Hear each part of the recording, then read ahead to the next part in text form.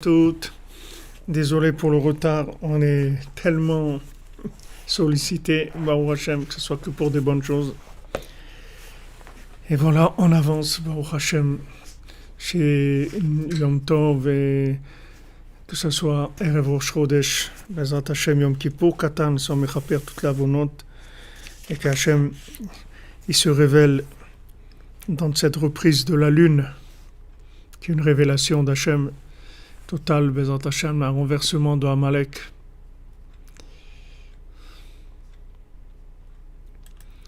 Alors j'espère que là ça va bien, le son, parce qu'il y a eu des réglages à faire aussi, et pas mal de petits problèmes techniques. Donc je voulais savoir si vous étiez OK au point de vue du son, est-ce qu'on est bon?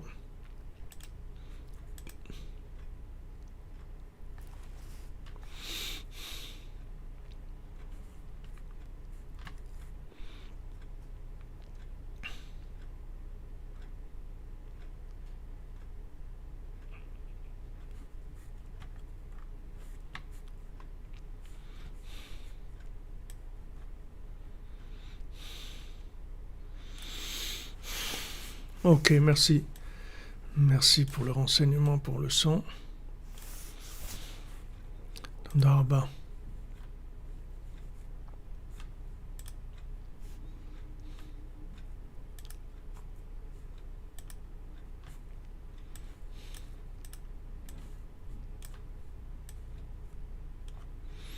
Merci Stéphane pour ta note très spéciale. Ashrenu. Ah, Hachem. Il faut Hashlema pour Paulette Gabriel Bat-Henriette. Bezrat Hashem Soudra Beno. Bezrat Hashem, l'étude qu'on fait, que c'est le même la refoua, à tous les malades, Bezrat Hashem. Il faut à tous les malades, la sortie de l'exil, la sortie de l'esclavage, parce que là on est vraiment...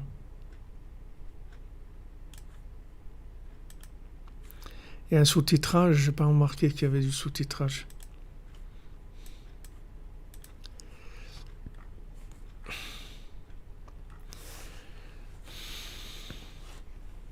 Amen.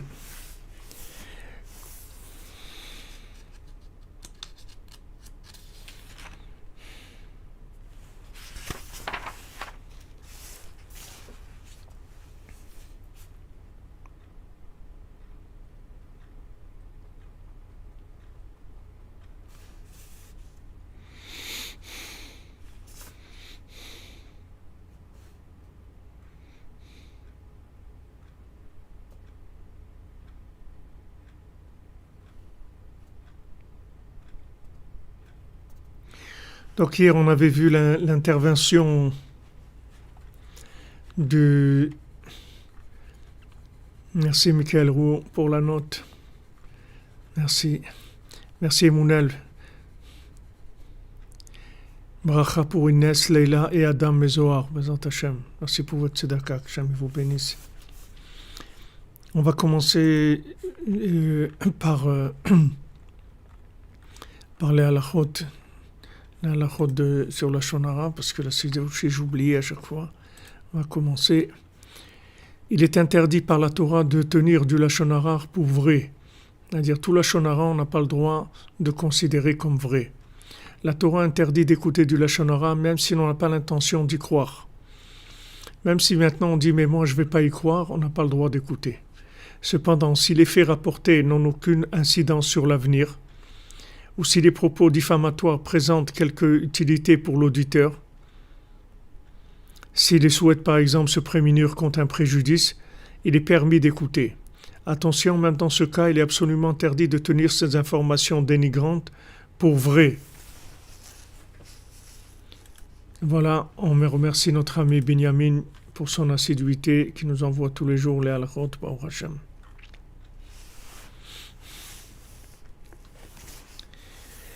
Alors hier, on a vu le principe du Shabbat, Mikra et Kodesh, de la connexion avec l'absolu. Et le Shabbat, donc on a l'ouverture de la connexion avec Hachem, puisque Shabbat Malketa, c'est la royauté d'Hachem, Et sur Shabbat, on ne peut pas tellement intervenir, c'est-à-dire on n'a rien à, on n'a rien à dire ni à faire sur Shabbat. Le Shabbat, il est ce qu'il est. Et on est dans le Shabbat, on n'intervient pas, c'est-à-dire on peut juste recevoir la lumière du Shabbat, mais nous, on n'intervient pas dans le Shabbat. Donc ça, c'est ce qu'on a étudié hier. Juste un...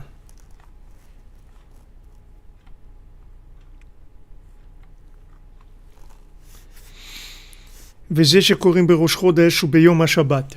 Donc Rosh Chodesh, comme ça va être Bezat Hashem ce soir, quand on va lire demain dans la Torah, on parle de Biyom HaShabbat, on parle de Shabbat dans Rosh Chodesh. Normalement, il n'y a pas c'est un jour de Rosh Chodesh, pourquoi on lit dans la Torah un passage sur Shabbat?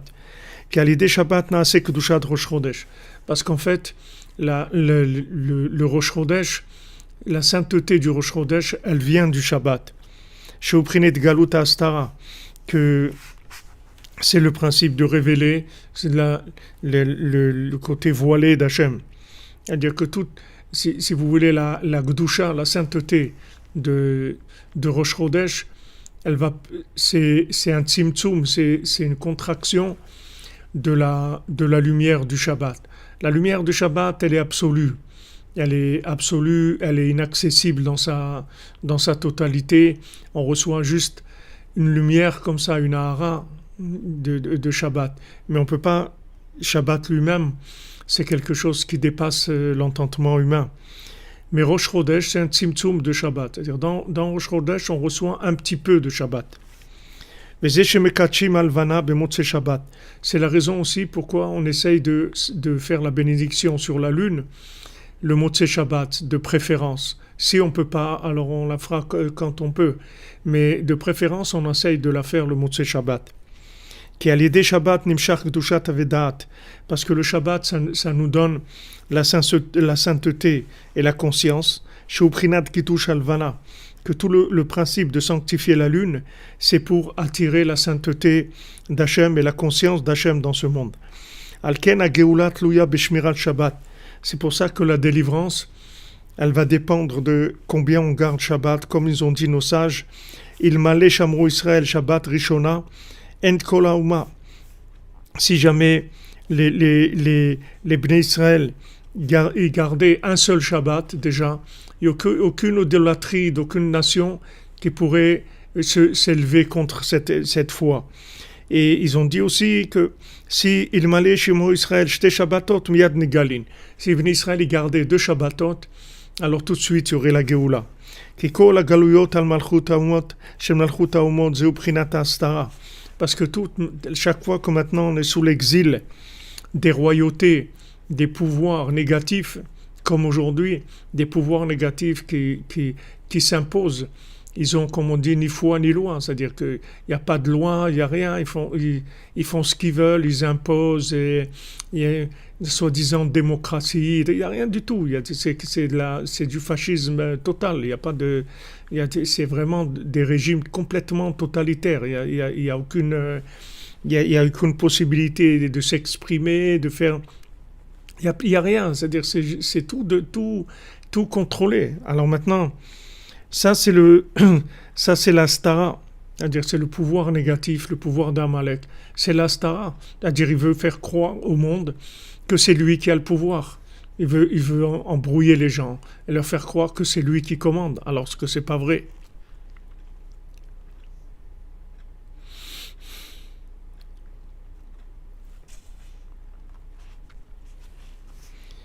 Valiédé Shabbat nidgalé astara venigalim. Maintenant, Shabbat, ça nous enlève la stara, ça dévoile la vérité. Et on est délivré.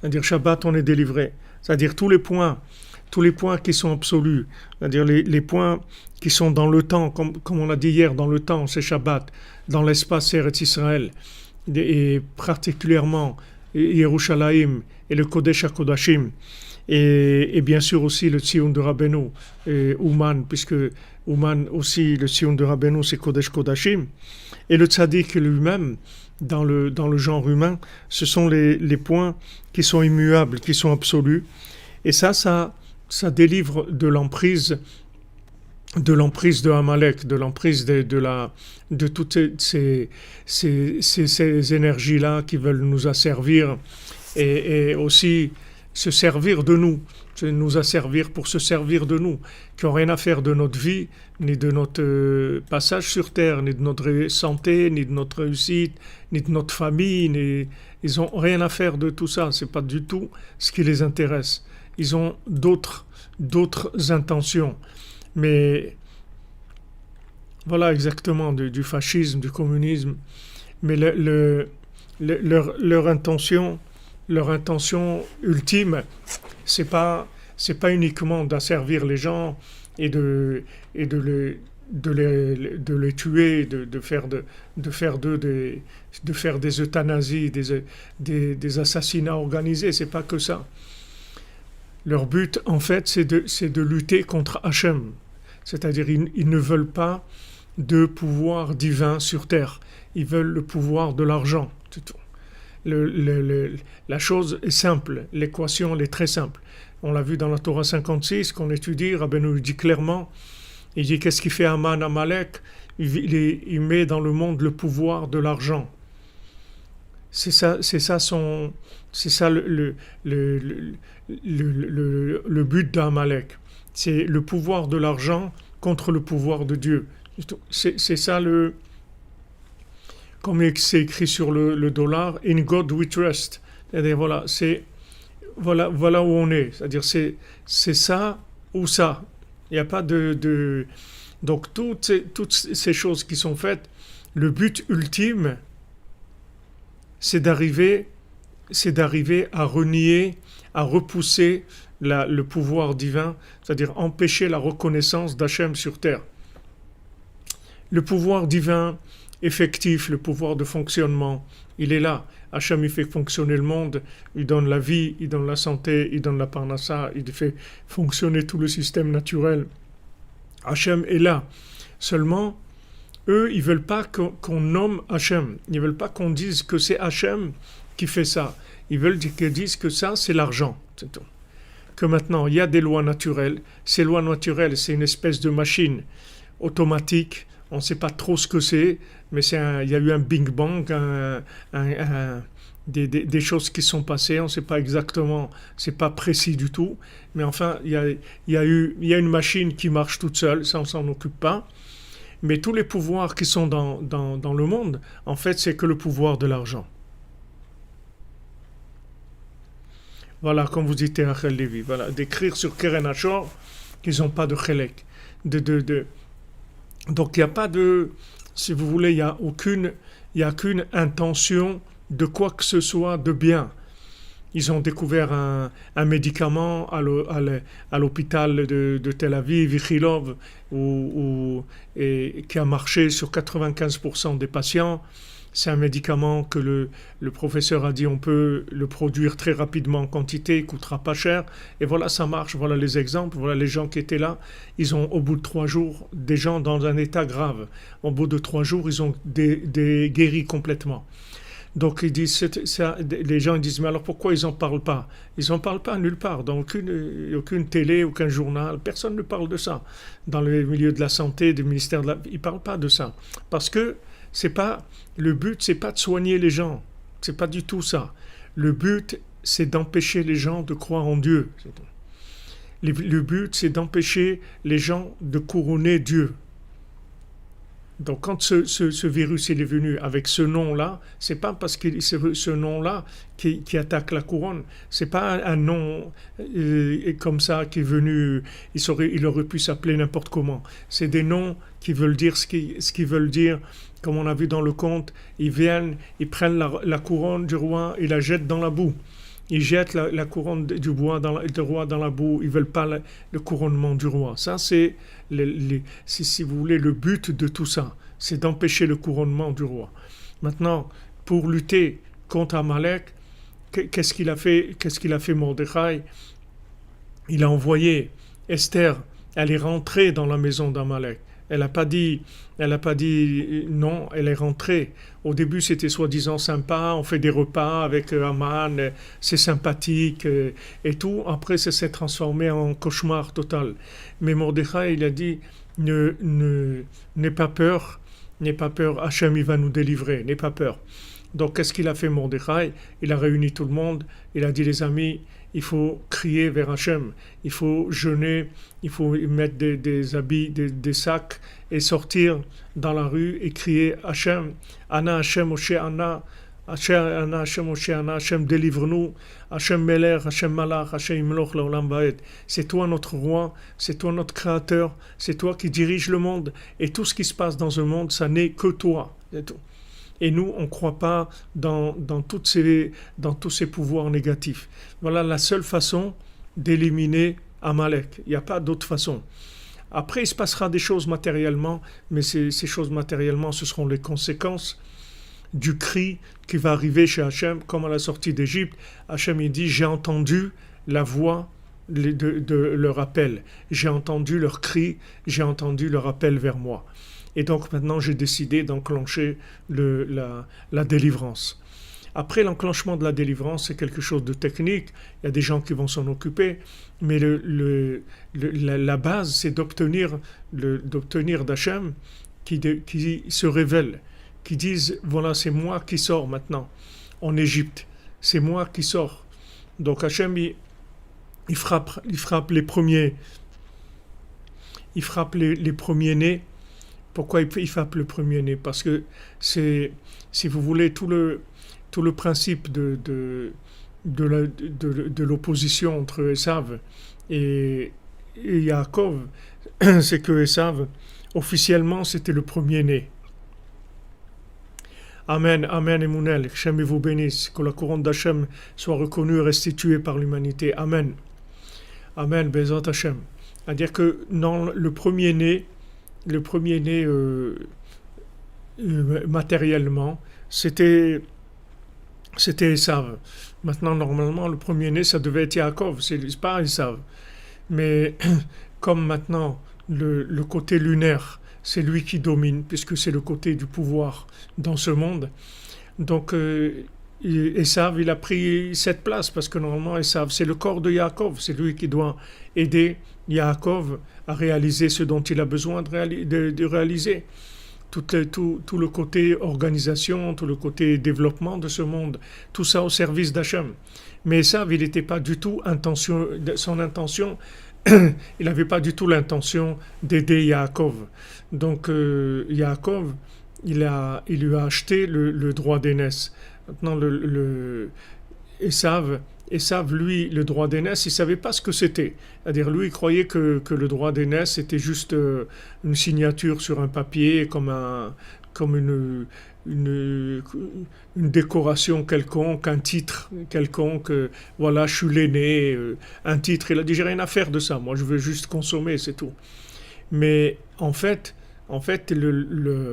quand Yaakov il a pris le premier-né de Esav, il a pris la fonction de premier-né, il a acheté la Bechora à Esav, il a pris en même temps la Bracha, puisque c'est la même chose, Bechora et Bracha c'est la même chose, la bénédiction matérielle aussi. Donc là, Esav, il a commencé à être plus en colère, parce que lui, il pensait qu'il allait pouvoir prendre la matière sans prendre le droit d'aînesse. Et là, il a été très en colère.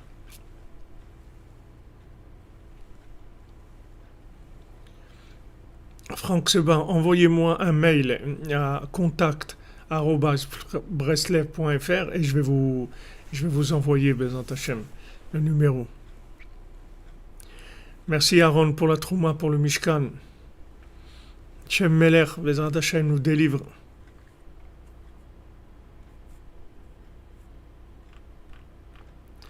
Merci Franck Seba pour votre tzedaka, qu'Hachem vous bénisse.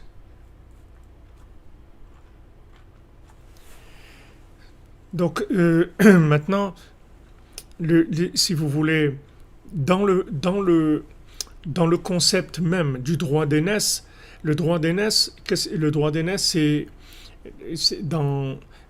le principe. Quel est le principe de l'aîné par rapport aux autres enfants?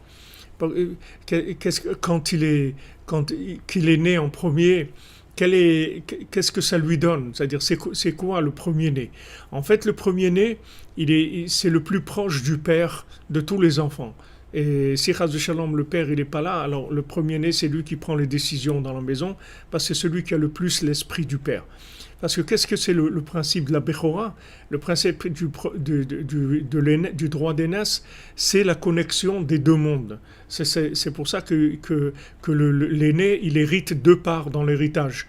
C'est-à-dire s'il y a par exemple 5 enfants, alors, et que l'héritage c'est 10 000 euros, alors on divise les, on divise 10 000 euros en 5, ça fait 2 000 euros chacun, mais l'aîné il prend 4 000 euros. Et après, les quatre, ils prennent 1 500 chacun. Parce que le premier-né, il a droit à la double part. Pourquoi il a le double part? Parce qu'il est connecté à l'absolu, en fait. Il a la conscience de l'esprit de son père de façon absolue par rapport aux autres frères et sœurs qui sont beaucoup plus dans le relatif par rapport au père. Alors, par rapport à Hachem, celui qui a le droit d'aînesse, c'est-à-dire quand Hachem il dit béni Bechori Israël, mon fils, mon premier-né Israël, ça veut dire que Hachem il a donné la conscience de l'autre monde d'une façon très forte au Ham Israël, à Avraham Avinu, à Yitzhak, Yaakov, toute la descendance du Ham Israël. C'est pour ça que Ishmaël il a eu la foi dans l'unité d'Hachem, parce qu'il était dans la maison d'Avraham Avinu. Parce que c'est le fils d'Avraham Avinu, et quand Agar elle voulait partir, l'ange lui a dit ne quitte pas la maison d'Avraham Avinu, reste là-bas parce que tout se passe là-bas. C'est-à-dire que dans la maison d'Avraham Avinu, il y a la conscience de l'unicité d'Hachem, il y a la conscience que ce monde-là, il est entièrement lié à l'autre monde, qu'il n'y a pas de séparation entre ce monde et l'autre. Donc maintenant, quand Hachem il a voulu libérer le peuple d'Égypte, l'emprise de Paro, l'emprise de Paro, comme l'emprise de Amalek, de Esav, de Haman et toutes les forces négatives, c'est toujours dans faire une prédominance de ce monde par rapport à l'autre. Soit maintenant éliminer complètement l'existence de l'autre monde, comme Paro il voulait faire croire à son peuple que en fait c'est lui qui s'est créé. Regardez, c'est le même style qu'aujourd'hui. C'est la folie des grandeurs, comme on appelle la folie des grandeurs. C'est-à-dire, il disait à son peuple, non, moi je suis pas comme vous, mais en fait c'est moi qui me suis créé. Moi je suis pas comme vous, je suis pas un être humain qui est né d'une maman. Moi je me suis créé moi-même. Et il allait en cachette dans le Nil pour faire ses besoins, parce qu'il disait aux gens qu'il n'avait pas des besoins humains. C'était quelqu'un de très spécial. Pour ça que Moshe Rabbeinu, il savait à quel moment lui parler quand il allait en cachette le matin très tôt pour faire ses besoins dans le Nil. C'est là où Moshe Rabbeinu l'attrapait et il parlait avec lui. Donc maintenant, Paro, lui, il a dit qui c'est Hachem. Moi, je connais pas. J'ai pas à dire qu'il veut un lien avec la matière. C'est tout travailler que en côté interactif de la matière. Il veut pas l'autre monde. Ça ne l'intéresse pas du tout. Il veut pas laisser rentrer l'autre monde. Il veut l'ego à fond, le pouvoir de l'argent, le pouvoir de l'intelligence humaine, artificielle ou pas artificielle, mais l'intelligence humaine, la logique humaine, le pouvoir humain. Et ça, c'est le principe de Esav, de Paro, de Amalek, de Haman, de tous ces clipotes-là. Elles sont basées sur la même chose. C'est-à-dire, elles veulent faire une prédomination de ce monde-là par rapport à Hachem. Comme maintenant Hachem, il nous laisse pour pouvoir nous récompenser. Il faut qu'il nous laisse le reconnaître. Donc Hachem, il se cache. C'est la règle du jeu. Parce que si Hachem, il se révèle, alors il y a plus du tout, on n'a rien du tout à faire ici. On n'a rien à faire dans ce monde. Si Hachem, il force la révélation, c'est-à-dire au lieu que ce soit nous qui le reconnaissions, il se manifeste en s'imposant, alors il n'a pas besoin de faire ce monde. Tout ce monde-là, il est tombé à l'eau. C'est-à-dire tout le projet, il est tombé à l'eau. Il ne sert à rien si Hachem, il s'impose. Donc ça, eux, ils profitent de ça. Le fait que maintenant, on a le libre arbitre, que Hachem nous a donné la possibilité de le révéler, et il s'est caché pour qu'on puisse le chercher et le révéler. Alors eux, ils utilisent la stara pour le renier complètement. Mais maintenant, lui, comme Hachem, il a des gens que ces gens-là, il sait qu'ils vont finir par le reconnaître. Donc il est patient, c'est-à-dire il supporte tous ces Amalek et tout ça, pour que les gens qui sont capables de le reconnaître, ils vont le reconnaître, ils vont entrer dans la cordonnerie, ils vont faire Idbo des doutes, ils vont faire Khatsant, ils vont crier vers Hachem. C'est ça que Hachem il attend. Mais sinon, de détruire Paro, Hachem, il n'a pas besoin de faire des 10 plaies, ou 50 plaies, ou 250 plaies, ou de milliers de plaies, comme c'est écrit qu'il a fait. Hachem, il n'a pas besoin de tout ça. Hachem, d'un coup, il vient, il nous délivre. Mais Hachem, il a procédé doucement pour pouvoir, à chaque fois, récupérer des gens qui sont dans le doute, c'est-à-dire des gens qui sont au milieu. Pas les gens qui sont sûrs d'eux-mêmes, il n'y a pas de problème avec eux. On n'a pas besoin d'utiliser des moyens qui sont ambivalents. On peut directement leur dire la vérité, allez, on y va, on s'en va, et c'est tout. Mais Hachem, il a de la miséricorde pour le bien qui est emprisonné dans la clipa. C'est-à-dire quand des gens, ils ont ces doutes-là, quand des gens, ils savent pas exactement comment faire.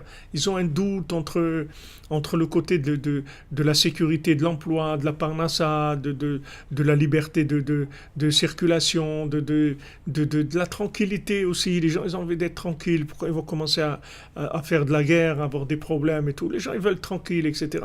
Alors tout ça, ça empêche... Pardon. Tout ça, ça les empêche de voir clair. Et Hachem, il veut récupérer ces gens-là. Donc Hachem, il fait ça progressivement. Donc il dit, voilà, je vais envoyer des plaies à Paro. Et à chaque fois, je vais envoyer une plaie à Paro, encore une autre plaie à Paro, encore une autre plaie.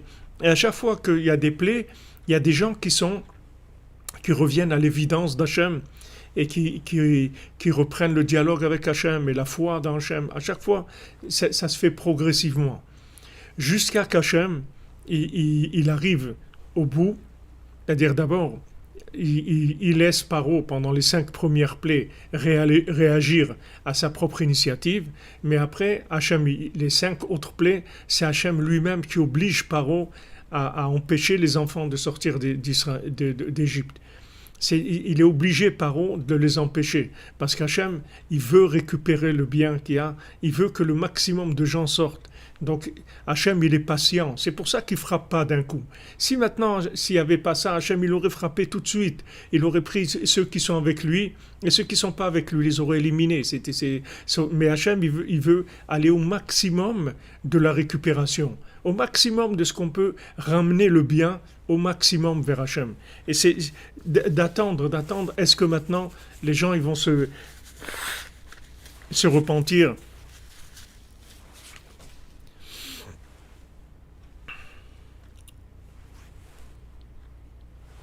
Les gens ils vont se repentir, les gens ils vont réfléchir. Alors Hachem il fait ça de façon progressive. Vous voyez, il n'y a pas d'abord c'est des confinements avec des masques et les gens ils peuvent pas travailler, ils peuvent pas partir en vacances, ils peuvent pas voyager, ils peuvent pas sortir. Alors est-ce que maintenant les gens ils vont réfléchir un petit peu, ils vont se dire tiens, qu'est-ce qu'on fait? Est-ce qu'on va revenir vers des vraies valeurs, des valeurs de foi, des valeurs de famille, des valeurs humaines? Il laisse Hachem les gens réagir. Après, ça sert plus. Après, il y a des vaccins qui tuent. Après, il y a des choses terribles qui viennent. Mais au début, c'est beaucoup moins violent. C'est-à-dire, c'est sympathique. Mais ça permet aux gens de réagir, c'est-à-dire ceux qui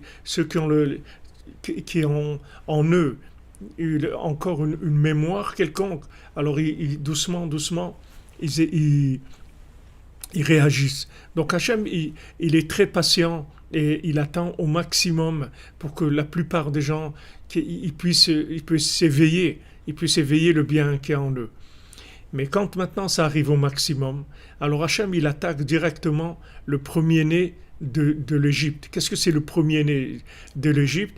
Le premier-né de l'Égypte qui est la double part, si vous voulez, celui qui a la double part dans le mal. Qu'est-ce que c'est la double part dans le mal? La double part dans le bien, c'est la capacité de se connecter à l'autre monde en étant dans ce monde. Ça, c'est la double part dans le bien. Ça, c'est le premier-né, c'est Béni Bechor Israël, comme vous dites, que maintenant, dans le monde, il y a Hachem, il y a le Tzaddik, il y a le Ham Israël et il y a les nations. Tout ça, c'est des Tzimtzumim. C'est-à-dire que Hachem, il s'adresse à Moshe, Moshe s'adresse au Ham Israël, le Ham Israël, il s'adresse aux nations. Ça, ce sont des tzimtzumim de la présence divine, de la lumière divine. Et si on suit ces tzimtzumim, alors on est en accord avec Hachem et on couronne Hachem. Maintenant, dans le premier-né, c'est celui qui est capable de vivre dans la matière en étant connecté à l'autre monde. Ça, c'est les doubles parts du premier-né. Maintenant, le premier-né de Paro, le premier-né de Amalek, c'est quoi?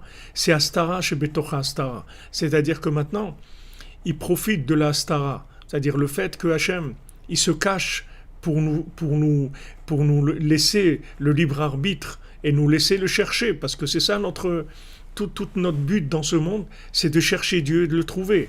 Donc Hachem, il se cache. Mais maintenant, quand il y a Astara chez Betocha Astara, c'est-à-dire que maintenant, de vouloir cacher le fait qu'Hachem est caché, c'est-à-dire le voiler, le voilement, c'est-à-dire dire que non, il n'y a que ce monde, et il n'y a que l'argent, c'est tout. Il y a le pouvoir du monde, c'est l'argent, c'est tout. Il y a rien d'autre. Et il décide d'éliminer tout, de jeter dans le fleuve, dans le Nil, de jeter tous les premiers-nés, de tuer tous les premiers-nés, parce qu'il a vu qu'il y a un développement de la conscience qui est insupportable. Comme l'autre aussi dans Mein Kampf, il a dit c'est la conscience du monde. On ne peut pas laisser cette conscience se développer, parce que cette conscience, elle parle de l'autre monde. Elle montre aux gens qu'il y a un autre monde. Si maintenant les gens ils savent qu'il y a un autre monde et qu'on peut parler avec Dieu, alors on peut plus les rendre esclaves. On va avoir un problème. Si les gens ils connaissent la force de la prière, alors dès qu'on va vouloir serrer un peu la vis et les rendre esclaves, ils vont appeler Hachem. Et Hachem, il va les délivrer. Donc il faut qu'on les empêche d'appeler Hachem. Donc ça, c'est Astara chez Betocha Astara. C'est-à-dire que maintenant, cacher le fait qu'Hachem est caché, c'est-à-dire ils utilisent le fait qu'Hachem il se voile afin qu'on ait le mérite de pouvoir le trouver. Eux, ils utilisent ça pour le voiler complètement et pour dire non, en fait, il n'y a rien. En fait, il n'y a rien. Il n'y a que ce monde et il n'y a que l'argent, c'est tout. Et on achète des gens et on tue des gens et on développe des commerces et on a le pouvoir sur tous les gens qu'il y a sur Terre et sur toute la matière, etc. Donc, si vous voulez, ce principe du premier-né de l'Égypte, c'est l'ennemi numéro 1 d'Hachem, c'est Amalek, vous comprenez?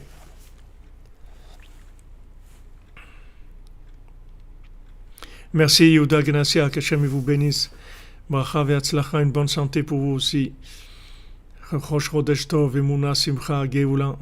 Merci qu'Hachem vous protège aussi à tous et qu'on transforme l'argent, et mettre le pouvoir de l'argent dans le pouvoir d'Hachem, dans la tzedaka.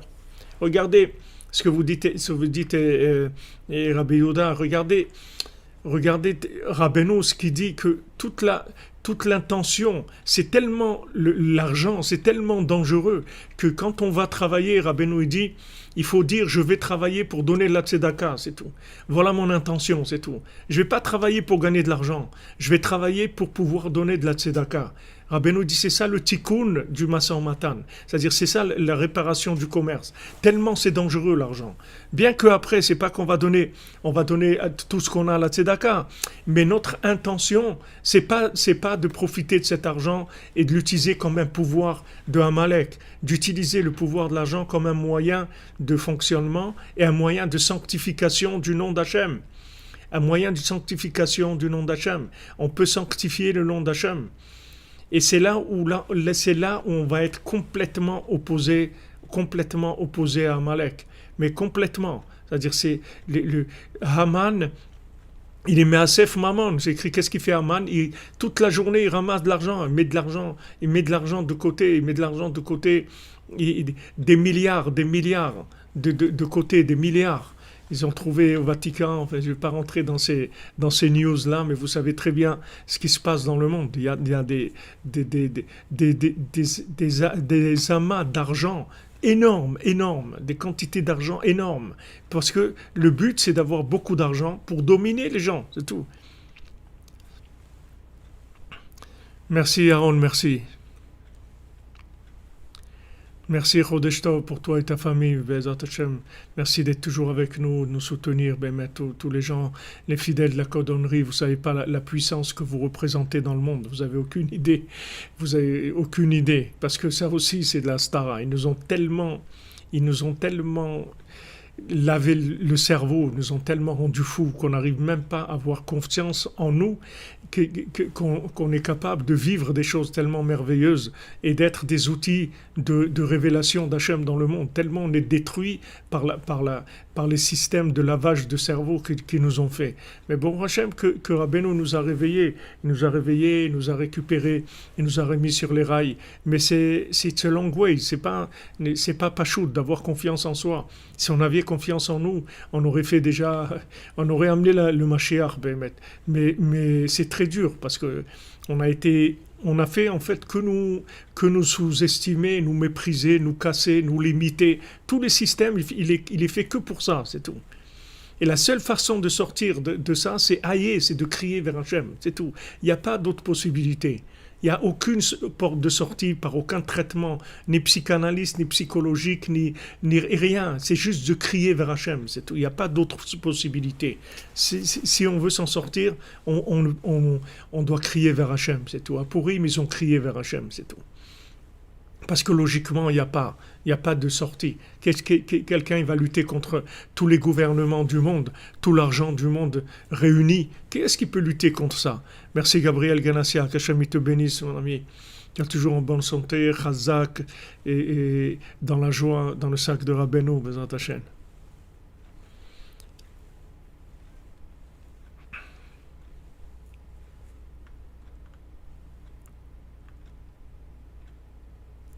Merci Sabrina.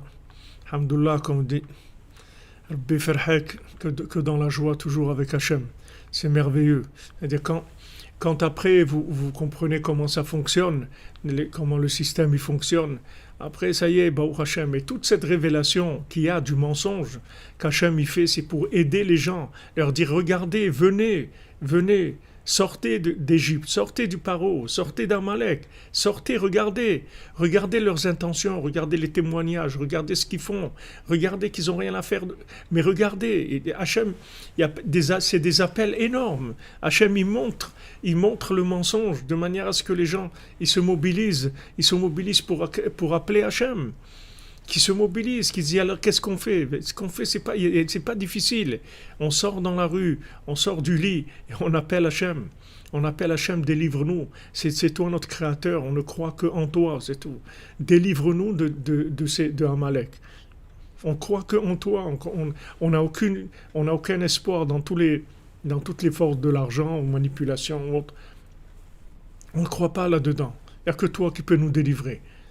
Hachem, il nous montre le mensonge pour qu'on réagisse. C'est pas qu'on réagisse qu'on va mettre des bombes atomiques, on n'en a pas de toute façon. Mais qu'on réagisse en appelant Hachem, c'est tout. Puisque toute la lutte, en fait, c'est une lutte de Hastara, de voilement et de dévoilement. Donc le premier-né d'Égypte, c'est ça. C'est que d'utiliser le premier voile qui est fait pour le libre arbitre, de l'utiliser pour nier l'existence complètement. Dire non, ça n'existe pas. Ça n'existe pas, alors que Hachem, il s'est voilé pour nous donner le mérite de le trouver. Dire non, ça n'existe pas. Alors Hachem, il frappe ce premier-né d'Égypte. Il frappe le premier-né d'Égypte, et quand il frappe le premier-né d'Égypte, tout de suite on sort. Pourquoi? Parce que Hachem, il se révèle quand il frappe le premier-né d'Égypte. Merci Aaron, merci.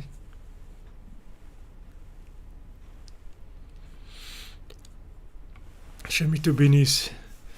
Exactement, les émissaires de l'espoir. Merci Fatima et Mubarak, Hachem vous bénisse. La tzedaka pour Rabbeinu, Ashrenu.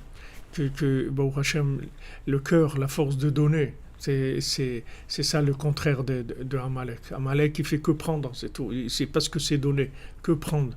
Et quand il donne, c'est pour prendre encore plus. C'est un investissement qu'il fait pour prendre plus encore, pour gagner plus.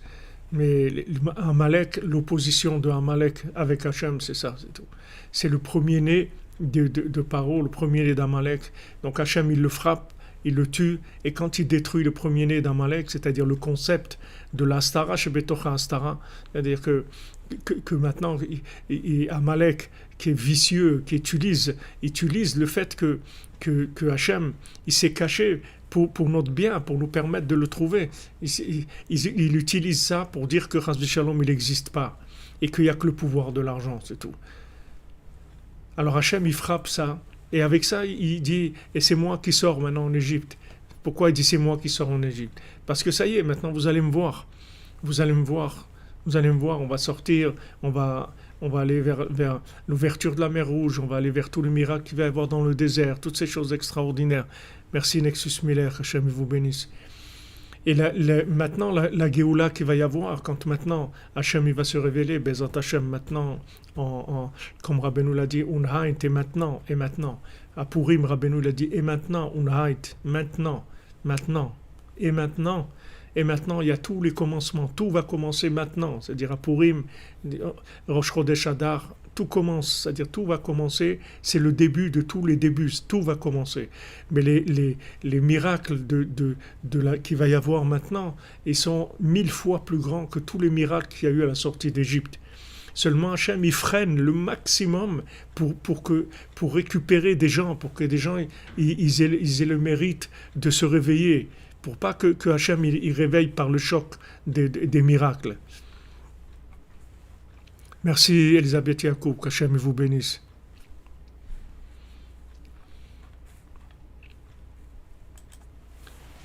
Les miracles, ils vont être beaucoup plus que des milliers de fois plus grands. C'est écrit, c'est-à-dire ça va être, on peut même pas imaginer la féerie que ça va être les choses. Mais Hachem il retient, et Rabbeinu aussi il retient. Rabbeinu retient le maximum qu'on peut supporter. Maintenant, s'il voit que ceux qui sont réveillés, Chas v'Shalom, ils vont s'endormir parce que c'est trop dur, alors ça sera le déclenchement de la Géoula. Mais on attendra, comme on dit, point limite zéro, c'est-à-dire en marche la limite. Comme en Égypte, Hachem il a attendu 49e porte. 49e porte. Maintenant, il a vu que ça y est, ils vont basculer dans le côté de Paro, dans la Stara, chez Betocha Astara. Donc Hachem, il a déclenché l'accouchement. Il a déclenché la délivrance. Donc toute cette patience-là, toute cette miséricorde d'Hachem, c'est pour tous les gens qui peuvent être sauvés, que c'est dommage qu'ils vont être perdus. Donc Hachem, il retient au maximum.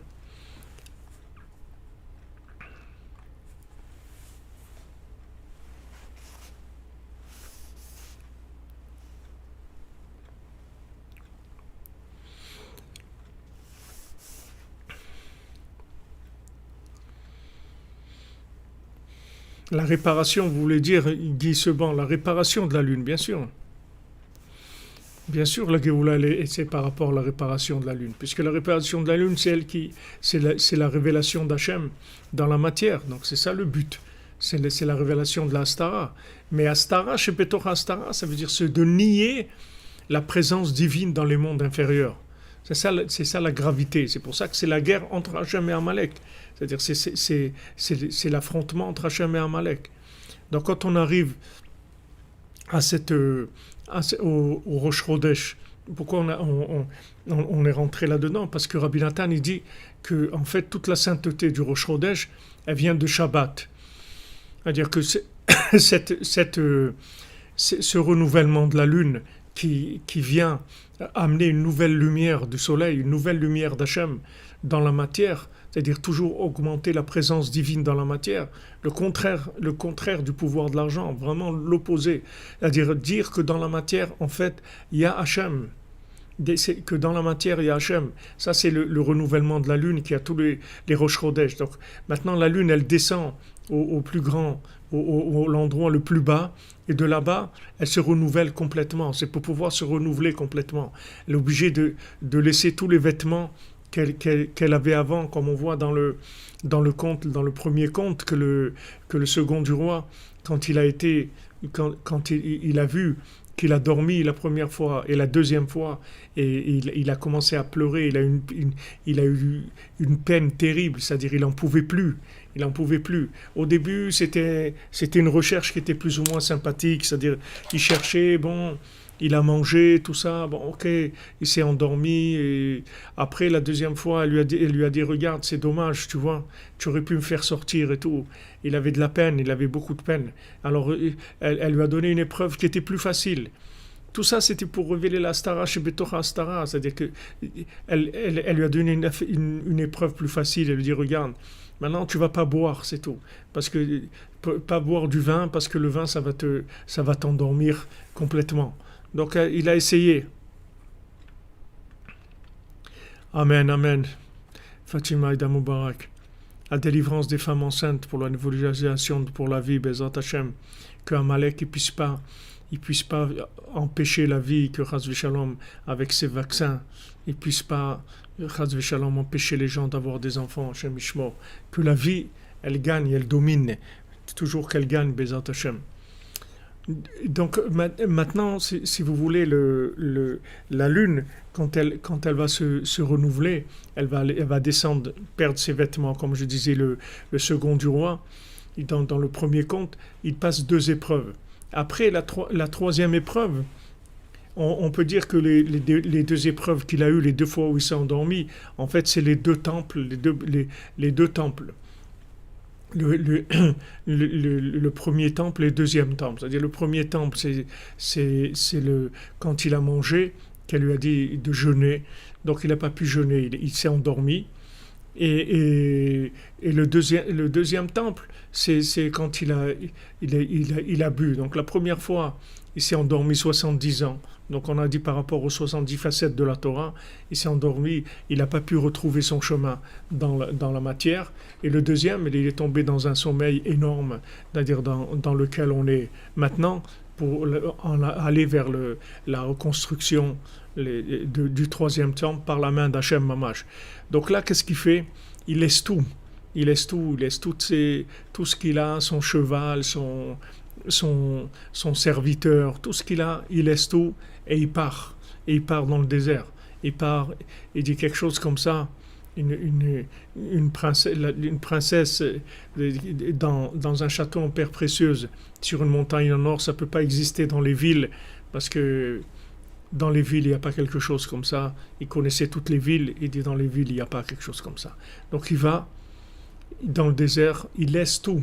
Il laisse tout. C'est-à-dire que maintenant, dans la Géoula Acharona, vous voyez qu'Hachem, il nous enlève tout ce qu'il y a qui est pas utile. Ce qui est pas utile, c'est-à-dire qu'on garde l'essentiel, bon, Hachem, l'essentiel, on est là. On comprend même pas comment, mais il y a de quoi manger, on peut acheter du pain, du manger. On comprend même pas comment, parce qu'avec toute la panique et la peur qu'ils font dans le monde, si c'était vrai, normalement, on devrait tous être complètement en train de courir dans les rues pour chercher un morceau de pain. C'est-à-dire si c'était vrai tout ce qu'ils disaient. C'est une lutte entre Hachem et Amalek, entre le pouvoir de l'argent et le pouvoir de la prière. C'est pas où maintenant on crie vers Hachem, où on utilise l'argent, c'est tout. Il n'y aura pas d'autre chose.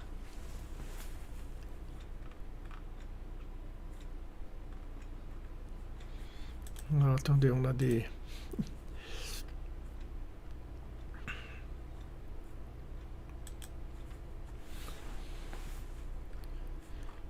Ouais, comme vous dites, c'est nuisible, bien sûr.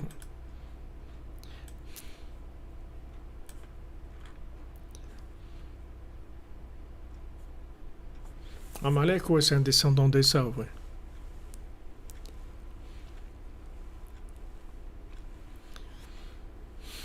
Tout à fait, comme vous dites Linda Torres, tout à fait. C'est un lien entre des deux, des forces de la Klippa.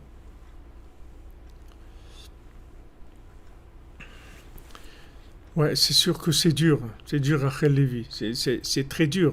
C'est une incompréhension totale. On est vraiment au bout complètement de notre logique. Mais c'est là où on crie vers Hachem. C'est quand qu'on n'a pas des moyens logiques de résoudre les problèmes. Donc Rabbi Nathan, ce qu'il dit ici, c'est que maintenant, cette force qu'a la Lune de se renouveler, c'est-à-dire de descendre et de remonter, en fait, ça, c'est le principe de l'absolu, mais qui est réduit dans le Rosh Chodesh. C'est-à-dire que si on prend Shabbat, c'est l'absolu. Shabbat, il n'y a pas de descendre. Shabbat, c'est, comme on a dit, c'est Kvia avec Kaima. Shabbat, il n'y a pas une notion de descendre. C'est que monter, c'est tout. Il n'y a pas un principe de descendre. Il n'y a pas ni descendre, ni monter d'ailleurs. C'est un état de révélation de l'infini. Donc il n'y a pas ce principe-là de haut et de bas. Il n'y a pas de relativité, il n'y a pas ce principe-là. Mais le chidouche de Rosh Chodesh, c'est que c'est un tzimtzum, si vous voulez, c'est une contraction de l'infini dans quelque chose qui nous est accessible. C'est-à-dire, en fait, on passe des cycles à chaque fois de reconnaissance d'Hachem. C'est-à-dire, on démarre à Rosh Chodesh avec un renouvellement, Rosh Chadash, Rosh Chodesh, Itratchut total, c'est-à-dire renouvellement total, nouvelle lumière d'Hachem, nouvelle révélation d'Hachem dans la matière. On monte, on la développe jusqu'à qu'on arrive au 15 du mois, qu'on arrive au summum. Et après, ça commence la descente pour préparer la nouvelle montée. Parce que, pourquoi on doit descendre? Parce qu'on ne peut pas rester dans le 15. Si on reste dans le 15, on va stagner, c'est fini. Ok, on est arrivé à quelque chose de magnifique, mais il y a mieux, comme Rabbi nous dit. Il y a plus, il y a encore beaucoup à découvrir. On n'a pas terminé. On va aller au maximum de ce qu'on peut découvrir dans ce monde. Rabbeinu est arrivé au maximum de ce qu'un être humain il peut découvrir d'Hachem dans ce monde. C'est pour ça que Rabbeinu est parti à l'âge de 38 ans. Et il a dit, je suis obligé de partir parce que je ne peux plus avancer. Je ne peux plus renouveler, il n'y a plus rien à découvrir pour moi. Donc je vais dans l'autre monde pour continuer dans l'autre monde à faire ce que j'ai à faire. Mais dans ce monde-là, si vous voulez, le cycle, c'est quelque chose d'extraordinaire. C'est-à-dire, c'est un tzimtzum extraordinaire. C'est-à-dire qu'on démarre avec une lumière nouvelle, avec des éléments complètement nouveaux, qui n'ont jamais eu dans le monde, qui n'ont jamais été. Le Rosh Chodesh qu'il va y avoir tout à l'heure ce soir, c'est un Rosh Chodesh Adar qui n'y a jamais eu dans le monde. C'est une lumière d'Hachem qui n'y a jamais eu dans le monde. Donc cette lumière, Bezat Hachem, la lumière qui nous délivre, qu'on continue, mais dans la délivrance, qui nous lâche les baskets, c'est tous ces Amalekim, tous ces fous-là, qui nous lâchent, que la lumière, elle fasse un affort, que ça retourne tout sur Aman. Que tout se retourne sur lui. Alors cette nouvelle lumière qu'il va y avoir ce soir, il n'y a jamais eu cette lumière dans le monde. Donc on va commencer à développer cette lumière d'Hachem. Elle commence toute petite à Rosh Chodesh, toute petite, et on développe jusqu'au 15. Le 15, on arrive au maximum de l'exploitation de cette lumière, de la révélation de cette lumière. Une fois qu'on a révélé cette lumière, on replonge vers l'obscurité, doucement, jusqu'à qu'on arrive à l'autre Rosh Chodesh. Et il y a un moment où ça se touche, les deux, le maximum de l'obscurité avec la naissance de la lumière. Et ça, c'est le point d'infini. Donc c'est pour ça qu'on a vu que c'était impossible, en fait, de l'attraper vraiment. Parce que c'est quelque chose qu'on n'arrive pas à... Comment maintenant, l'obscurité maximum, c'est ça la naissance de la lumière. C'est-à-dire comment cette chose-là, pour nous, c'est opposé. Pour nous, le maximum de l'obscurité, c'est le contraire de la lumière. Mais justement, ce point-là de Rosh Chodesh, c'est les deux en même temps. C'est-à-dire qu'on arrive au summum de l'obscurité, et dans le summum de l'obscurité, là-bas, il y a la naissance de la lumière. Donc ça, c'est vraiment l'infini, mais qui est palpable dans ce monde. Tandis que Shabbat, vous ne pouvez pas le palper. Vous faites juste le visiter. Vous rentrez dans Shabbat, vous visitez Shabbat, c'est tout.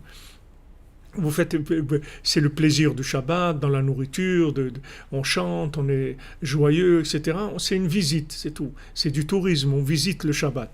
Bien sûr, on essaye un maximum d'attraper parce qu'on sait qu'on va charger nos batteries. C'est-à-dire, on travaille dans Avodat Hashem, comme dit Anaël, que le Shabbat, c'est un travail immense en Dieu. C'est-à-dire, on essaye de s'imprégner de ce voyage-là.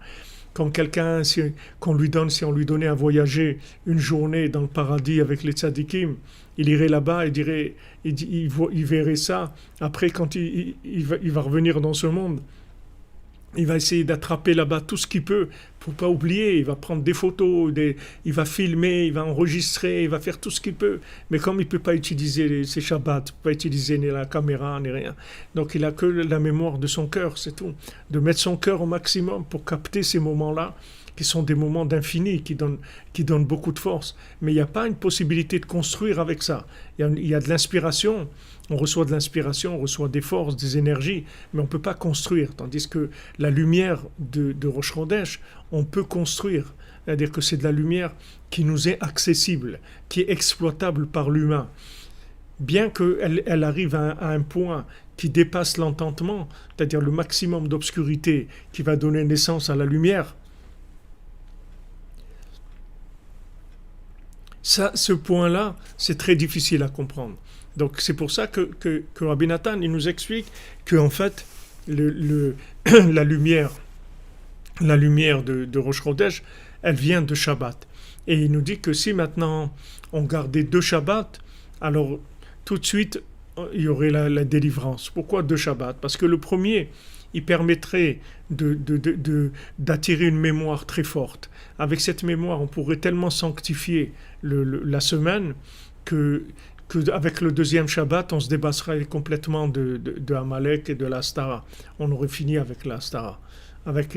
Alors, Baruch Hashem, on a le mérite qu'on a Rosh Chodesh, Adar, et on a Shabbat, Rosh Chodesh, vendredi, Rosh Chodesh, Shabbat, le premier Adar, c'est Shabbat.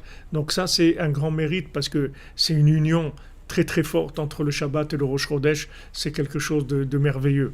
Et Hachem, il nous fait ses cadeaux dans cette Astara, chez Betoch Astara, dans toutes ces attaques de Amalek, tous ces gens mal intentionnés qui veulent en fait. C'est pas à nous qu'ils en veulent. Ils en veulent à la vie. Ils en veulent à Hachem. Ils en veulent à la vie. C'est pas à nous. C'est pas à nous qu'ils en veulent. On est des instruments, c'est tout. Amen, Amunel, Amen. Qu'Hachem vous écoute votre prière, votre tzedaka. Est-ce qu'on arrive au point où la lune et le soleil discutent ensemble? Oui, c'est quand Rosh Chodesh, c'est ce qui se passe. C'est-à-dire que la lune et le soleil discutent ensemble, puisque la lune, elle va à Rosh Chodesh, elle va redémarrer avec une nouvelle lumière solaire qu'elle n'avait pas avant. C'est-à-dire elle va avoir plus de force pour sanctifier la matière, elle va avoir plus de conscience dans le monde matériel, plus conscience de l'infini.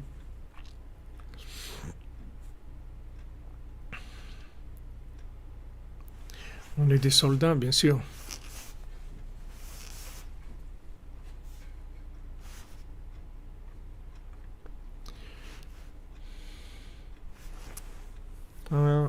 Madame Meloul. Mazal Tov, Mazal Tov. Mazal Tov pour votre anniversaire jusqu'à 120 ans. Toujours avec Rabbeinu, avec votre sourire et votre renouvellement et votre pureté enfantine. Qu'Hachem, il vous donne toujours la force de garder cet enthousiasme, de construire, de faire des choses.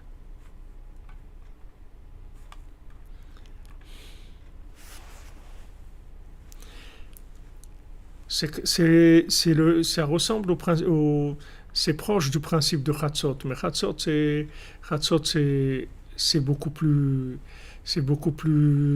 élevé encore. Mais on l'a vu, il a fait le rapport au Rabbi Nathan. Il a dit que en fait le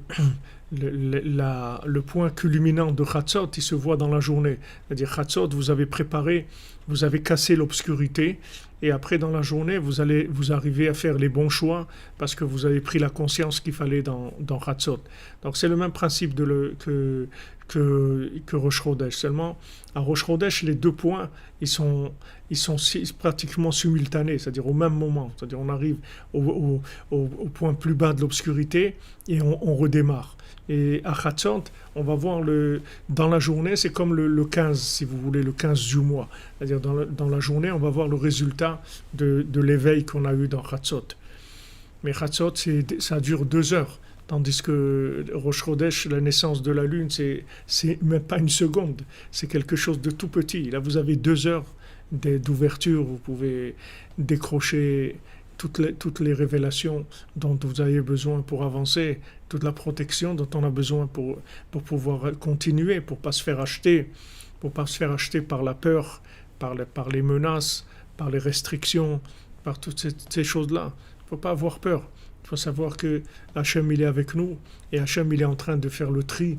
Qui est-ce qui va être avec lui et qui est-ce qui ne va pas être avec lui. On espère qu'il y aura un retournement total, que tout le monde va reconnaître la Stara, Shibetocha Stara. Tout le monde va sortir de ça. Il n'y aura que ceux qui sont vraiment l'essence de Amalek qui vont disparaître. Mais malheureusement, aujourd'hui, on voit qu'il y a une majorité de gens qui sont très très faibles. Ils ont très peur. Ils sont accrochés à leur sécurité, à leur confort. Ils veulent aller à la plage, ils veulent le truc. Voilà, c'est ça qu'ils veulent vivre normalement, aller étudier normalement, consommer normalement. C'est ça qu'ils veulent. Ils sont très faibles. Ils n'ont pas compris encore ce qui est en train de se passer. Ils croient que ça y est, c'est bon. On s'est fait vacciner, on va avoir le passeport vert, la carte vert, les espaces verts. Il n'y a que du vert. Mais en fait, tout ça, c'est que du bleu, c'est pas du vert. Ils voient que du bleu, pas du vert du tout. C'est-à-dire qu'ils ne savent pas qu'il y a un plan d'Hachem derrière tout ça pour aider les gens à faire leur choix. Est-ce que maintenant, ils vont rester dans la Emouna, ils vont craquer pour la consommation, c'est tout. Comme 80% qui sont restés en Égypte, parce qu'ils ne pouvaient pas. Ils ne pouvaient pas lâcher leur consommation. Alors, bon, Hachem, Ashrenu, que Hachem nous garde, qu'on est dans la yeshiva de Rabbeinu, dans la cordonnerie, et que Rabbeinu, tous les jours, il nous donne des forces, il nous donne de la clarté, il nous donne des outils pour rester conscients dans l'hôpital psychiatrique, dans le grand hôpital psychiatrique qu'il y a maintenant, avec tous les fous, tous les menteurs, tous les manipulateurs, tout ça. On est entouré de monstres, de rester avec la tête tranquille, de savoir quand on sort la brosse à dents et quand on peut dire Médor, de savoir comment jouer avec les deux pour s'en sortir, Bezat Hashem. Be'atzlacha, les amis, dans le sac exactement. Vous voulez savoir l'heure de Rosh Chodesh? Je vais vous donner l'heure. Amen, amen, Emounel. C'est le but, c'est que le maximum il soit dans le sac de Rabbeinu. Je vais vous dire quelle heure c'est Rosh Chodesh. Alors, le moment de Rosh Chodesh, ça sera demain matin à 6h19 et 4 halakim. Si ce n'est pas 4 halakim, c'est des secondes. En tout cas, 6h19 et quelques secondes. Heure d'Ouman. Maintenant, si c'est maintenant je regarde, si maintenant je mets Paris, par exemple, pour vous dire à Paris à quelle heure ça va être.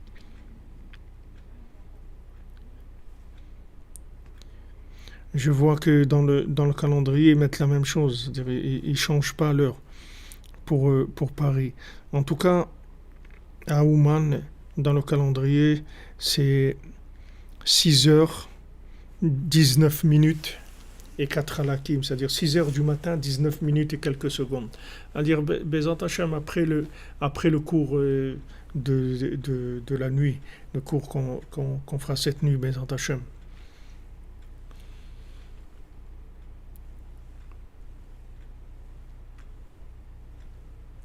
Amen, amen. C'est-à-dire que les gens, il faut qu'ils aient conscience qu'ils sont un pouvoir, que leur bouche c'est un pouvoir, que leur cœur c'est un pouvoir, que la communication avec Hachem c'est un pouvoir, c'est le pouvoir. C'est le pouvoir, c'est ça le vrai pouvoir. C'est pas l'argent. L'argent c'est rien du tout. Vous croyez que c'est quelque chose, quand on le voit comme ça, on a l'impression, mais c'est pas vrai. On voit dans le conte du Baal Tfila qu'on étudiera Bezat Hashem. C'est rien, c'est pas un pouvoir du tout, c'est des excréments, il dira Benoît. C'est rien du tout, c'est maman c'est le côté véhiculaire le plus bas qui est dans le monde. N'importe quoi qu'il y a sur terre, c'est mieux que de l'argent. Une pierre, c'est plus beau que de l'argent. Une plante, n'en parlons-t-on pas, une fleur, n'en parlons pas, un animal, n'en parlons pas, un être humain, n'en parlons pas. N'importe quoi qu'il y a sur terre, c'est plus beau, c'est plus noble que de l'argent. L'argent, c'est les excréments du monde, Rabbeinu dit. Mais comme quand on mange, il y a des choses que notre corps y prend, d'autres qui rejettent. C'est ça l'argent. L'argent, c'est mamache le moyen le plus bas qu'il y a dans le monde. On en a besoin. C'est pas qu'on n'a pas besoin, mais il faut le mettre à sa place, c'est tout. Il faut le mettre à sa place et le sanctifier. Et le sanctifier. Donc Rabbeinu dit, quand on va travailler, il faut dire voilà, l'imekaven, j'ai l'intention, bekol marshava, bekol hilour, bekol maaseh, dans toute pensée, dans tout déplacement, dans toute action que je fais, de gagner pour pouvoir donner la tzedaka, de manière à enregistrer cette chose-là, de se brancher sur le fait que, en fait, on utilise ça pour retransmettre des choses. Soit on a besoin d'acheter des choses, soit on a besoin de donner, soit on a besoin de construire, ce qu'on a besoin de faire. Que ça soit tout de suite lié à une notion d'utilisation pour l'honneur d'Hachem. Merci David Cohen, Refoua Shlema, mon ami David Ben Soda Cohen, qu'Hachem te délivre de cette maladie qui te fait souffrir tellement d'années. Merci Rosalis, qu'Hachem vous bénisse.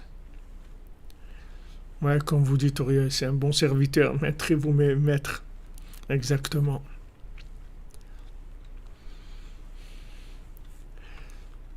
Alors, Chodesh Tov, les amis, et on se retrouve cette nuit en plein Rosh Chodesh, et Bezrat Hashem, pour la paracha de Mishpatim. On va voir ce que Rabbi Nathan nous a préparé comme mets pour le repas de Rosh Chodesh de la nuit, Bezrat Hashem, Ashrenu. Merci d'être là, les amis. Merci de votre présence et de votre soutien, et de vous accrocher. Merci Stella Del Kazama, que Hashem vous bénisse. Amen, merci Indira Meloul, merci.